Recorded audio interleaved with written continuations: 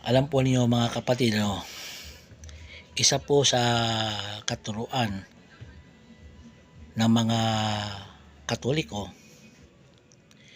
ay yung pong sakramento ng kasal na itinayo mismo o tatag mismo ng ating Panginoong Diyos. Yun po ay sakramento ng kasal. Nawala po yan. Yung pong sakramento dito sa simbahang Katoliko, wala po yan sa ibang mga reliyon, partikular na dyan sa MCGI.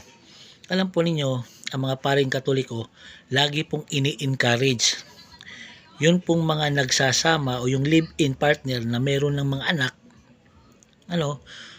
lagi pong ini-encourage yan ng mga pare na kayo ay magpakasal. Dapat na matanggap ninyo ang sakramento ng kasal. Abay, iba po doon sa itinuturo nitong si Eli Soriano. Itong mangangaral na ito, hindi na konsyensya ito, walang konsyensya ito . Bakit kanyo? Tinuturuan niya yung kanyang mga membro doon sa makasalanan na pakikiapid. Bakit?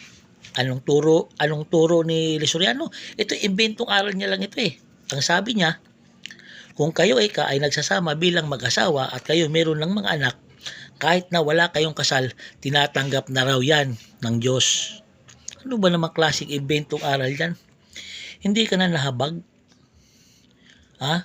Hindi ka na naawa sa mga membro mo na mapunta sa impyerno? Gusto mo bang maimpyerno yung mga membro mo? Tinuturuan mo ng mga inventong aral. Inventong aral lang yan. Hindi po pinahintulutan, Alam niyo po, ang Biblia ay nagtuturo ng pakikipagtalik sa labas ng kasal, fornication, ay hindi kaloob ng Diyos at itinuturing na kasalanan. Bakit po kasalanan? Bakit po kasalanan? Basahin po natin sa 1 Corintios 7:2. Ngunit para maiwasan ang pakikiapid, bawat lalaki o babae ay dapat magkaroon ng sariling asawa. Ayan. Kasi po, kung kayo po ay nakikipagtalik sa inyong kapartner na wala kayong kasal, kayo po ay nagkakasala ng pakikiapid. Yun po ang nilinaw dito sa bersikulo natin binasa. Kaya dapat na kayo ay maging mag-asawa.